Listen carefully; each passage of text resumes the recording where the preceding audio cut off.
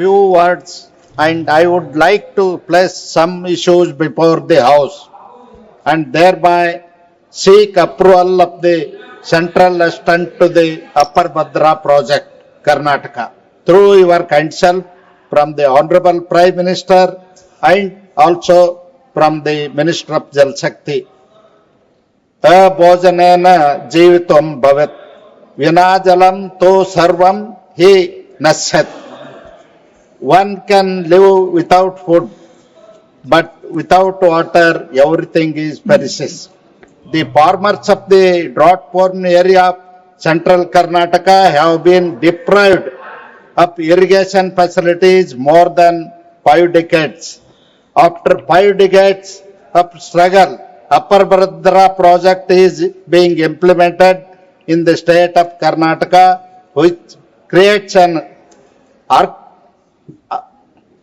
cut of 2,25,000 hectares in the drought-prone area of central region of Karnataka through micro irrigation and with an intent to fill approximately 367 tanks in the command area. The command area spreads in Chikmagaluru, Chitradurga, Tumkuru and Davangere district.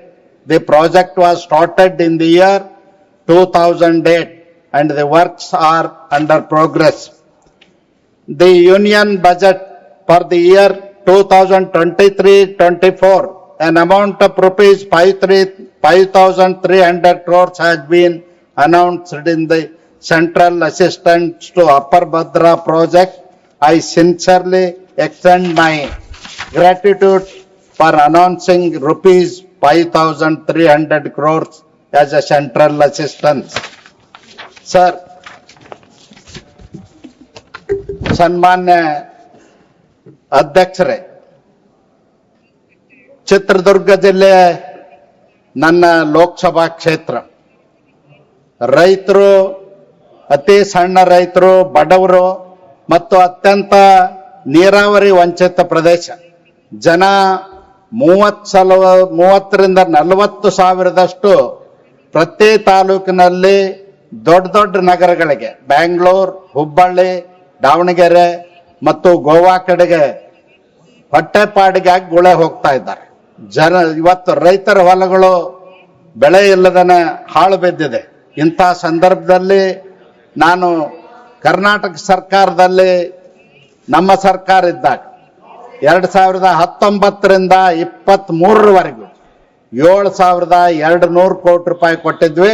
ಇವತ್ತು ಕರ್ನಾಟಕದಲ್ಲಿ ಕಾಂಗ್ರೆಸ್ ಸರ್ಕಾರ ಬಂದ ಮೇಲೆ ಒಂದೇ ₹1 ಅನುದಾನ ಕೊಟ್ಟಿಲ್ಲ. ಹೀಗಾಗಿ ಕಾಮಗಾರಿಗಳು ಬಂದ್ ಆಗಿದೆ. ನಮ್ಮ ರೈತರು ಹೋರಾಟ ಮಾಡ್ತಾ ಇದ್ದಾರೆ. ಅವ್ರಿಗೆ ನೆರವಿಗೆ ಬರಲಿಕ್ಕೆ ನಾನು ತಮ್ಮ ಮೂಲಕ ಸನ್ಮಾನ್ಯ ಪ್ರಧಾನ ಮಂತ್ರಿಗಳಿಗೆ ಮತ್ತು ಜಲಶಕ್ತಿ ಮಂತ್ರಿಗಳಿಗೆ ವಿನಂತಿಯನ್ನು ಮಾಡ್ತೇನೆ. ಈಗಾಗಲೇ 2023-24ನೇ ಆಯವ್ಯಯದಲ್ಲಿ ಘೋಷಣೆ ಮಾಡಿದಂತೆ 5,300 ಕೋಟಿ ರೂಪಾಯಿ ಸಹಾಯಧನವನ್ನ PMKSY AIBP ಯೋಜನೆ ಅಡಿಯಲ್ಲಿ ಬಿಡುಗಡೆ ಮಾಡಲಿಕ್ಕೆ ಒತ್ತಾಯವನ್ನು ಮಾಡ್ತೇನೆ. ಕರ್ನಾಟಕ ಸರ್ಕಾರ ನೀರಾವರಿ ಯೋಜನೆಗಳಿಗೆ ಕಳೆದ 2 ವರ್ಷಗಳಿಂದ ಯಾವುದೇ ಅನುದಾನ ನೀಡದೇ ಇರುವುದರಿಂದ ಎಲ್ಲ ಕಾಮಗಾರಿಗಳು ಬಂದಾಗಿ ಹೋಗಿದ್ದಾವೆ. ಅದರಲ್ಲೂ ಅಪ್ಪರ್ ಭದ್ರಾ ಪ್ರಾಜೆಕ್ಟ್ ನನ್ನ ಕ್ಷೇತ್ರ. ಇವತ್ತು ಕಾಂಟ್ರಾಕ್ಟರ್ಗೆ 2,400 ಕೋಟಿ ರೂಪಾಯಿ ಕೊಡಬೇಕಾದದ್ರಿಂದ ಎಲ್ಲ ಕಾಂಟ್ರಾಕ್ಟರ್ಸು ಕಾಮಗಾರಿಯನ್ನ ಬಂದ್ ಮಾಡಿ ಇವತ್ತು ಊರು ಬಿಟ್ಟು ಹೋಗುವಂತ ಪರಿಸ್ಥಿತಿ ಒಳಗಿದ್ದಾರೆ. ಸನ್ಮಾನ್ಯ ಸಭಾಧ್ಯಕ್ಷರೇ, ತಮ್ಮ ಮೂಲಕ ನಾನು ಸರ್ಕಾರಕ್ಕೆ ವಿನಂತಿ ಮಾಡ್ತೇನೆ. ಫ್ಲೋರೈಡ್ ಅಂಶ ಜಾಸ್ತಿ ಇದೆ, ನೈಟ್ರೇಟ್ ಇದೆ, ಕಬ್ಬಿಣದ ಅಂಶ ಇದೆ. ಈ ರೀತಿ ನೀರು ಇರೋದ್ರಿಂದ ರೈತರ ಮತ್ತು ಬಡವರ ಆರೋಗ್ಯ ಕೂಡ ಹಾನಿಯಾಗಿದೆ. ಭೂಮಿ ಒಳಗಿರ್ತಕ್ಕಂಥ ನೀರು ವಿಷಪೂರಿತ ಇದೆ, ಫ್ಲೋರೈಡ್ ಅಂಶ ಜಾಸ್ತಿ ಇದೆ. ಹೀಗಾಗಿ ನಮ್ಮ ಜನ ಸಾಕಷ್ಟು ನೋವನ್ನು ಅನುಭವಿಸ್ತಾ ಇದ್ದಾರೆ. ನಾನು ಸರ್ಕಾರಕ್ಕೆ ಒತ್ತಾಯ ಮಾಡ್ತೀನಿ.